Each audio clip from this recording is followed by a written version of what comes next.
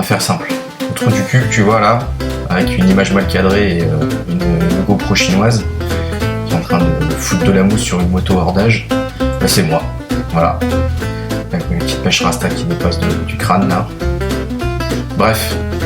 Tout ça pour dire que j'ai récupéré une GPZ 500 de modèle 87. Normalement elle est de 90. Carte grise dans l'attente, je vous le dirai. Et j'ai récupéré cette moto d'un ami. Et puis, comme ça fait des années que j'ai des copains qui me disent qu'il faudrait que je fasse des vidéos de restauration de ce que je fais. Parce que j'en suis pas à ma première bécane. Depuis que je suis monté sur un deux roues, j'ai eu à peu près 22 motos. Et je compte même pas les 50 et les scooters ni les mobilettes parce que là, on en a pour longtemps.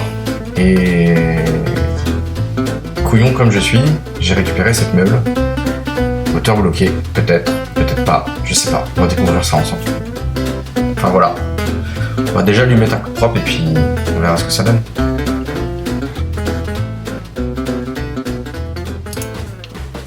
Alors faut pas s'attendre à un foudre de guerre. On a une moto qui a un réservoir de 18 litres, on a une hauteur de selle à peu près à 77 cm et tout plein fait, ça fait dans les 202 kg. L'avantage, c'est que c'était considéré comme une petite sportive utilitaire, un peu GT, un peu confort. Bon, tu me diras, pour une 500, maintenant, c'est ridicule. Mais on parle d'un temps, quand même, où avoir une grosse moto, c'était déjà avoir un 600. Alors, comme je disais, c'est pas un foudre de guerre, 60 chevaux, à peu près 9800 tours. Et surtout, que 4,7 kg à 8500 tours.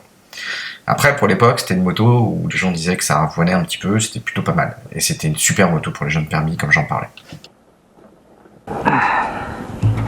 Avant que tu me demandes pourquoi je me suis retapé une bécane qui date de année modèle 1987 et une moto qui pour le coup date de 90.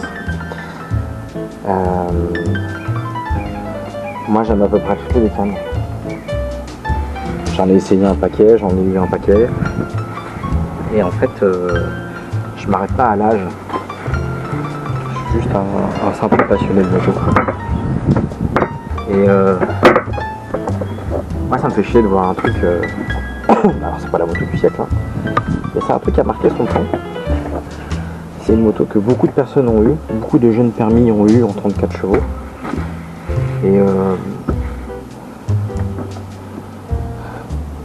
si tu te demandes pourquoi je m'amuse à retaper ce genre de moto, alors que toi-même tu fais de la moto, bah arrête de faire de la moto en fait.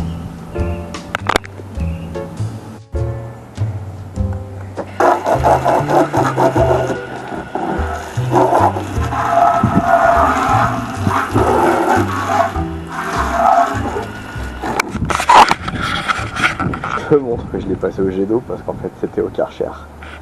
Avant que tu me dises oui le Karcher est apologie du terrorisme machin. Non, non, non. C'est bon, on va pas se mentir, on a tous passé nos motos au Karcher.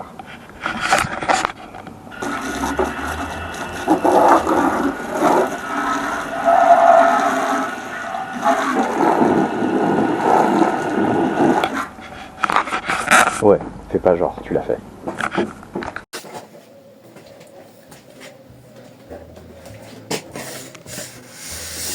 Donc là, on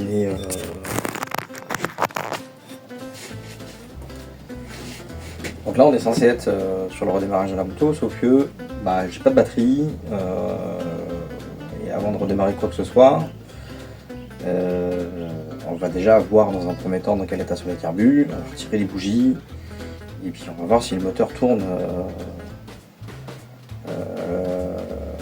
à la clé. Voilà. Donc ce sera déjà pas mal. Il y a plein de choses que vous allez voir sur les vidéos à venir qui ne sont pas censées être faites dans le bon ordre ou qui ne sont pas faites comme certains garages le feraient.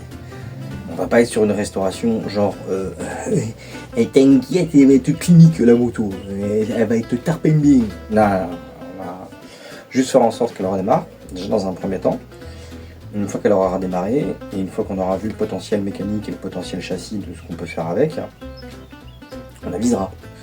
Parce que vu l'année de la bécane, le kilométrage, c'est 56 000 km, pour le japonais c'est pas censé être grand chose.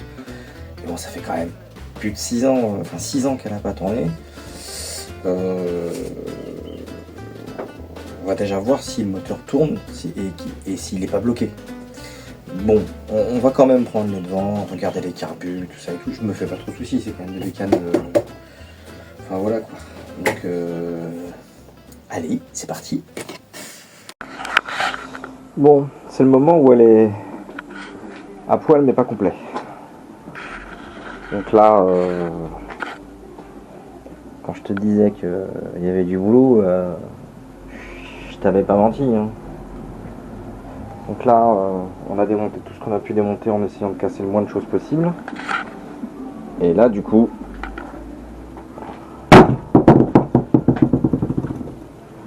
ça, ouais, une des choses principales qui fait que j'espère qu'elle va démarrer vite. Ça, c'est démonté.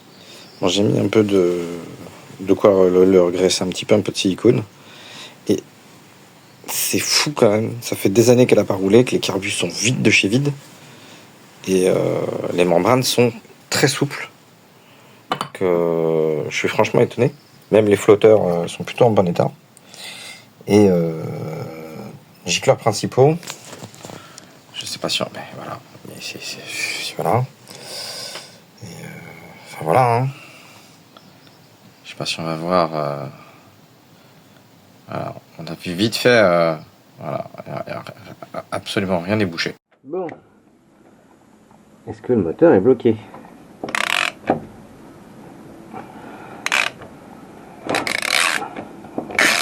Bah tu m'entends rire sur cette vidéo parce que au moment où je tourne, je découvre en même temps que toi J'ai aucune que le moteur n'est pas grippé, ce qui est plutôt bon signe. Le moteur est absolument pas bloqué.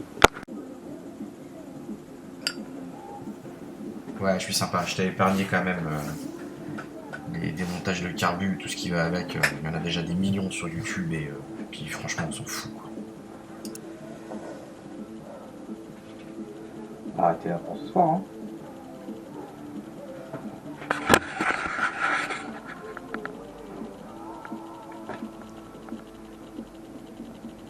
C'est déjà pas mal.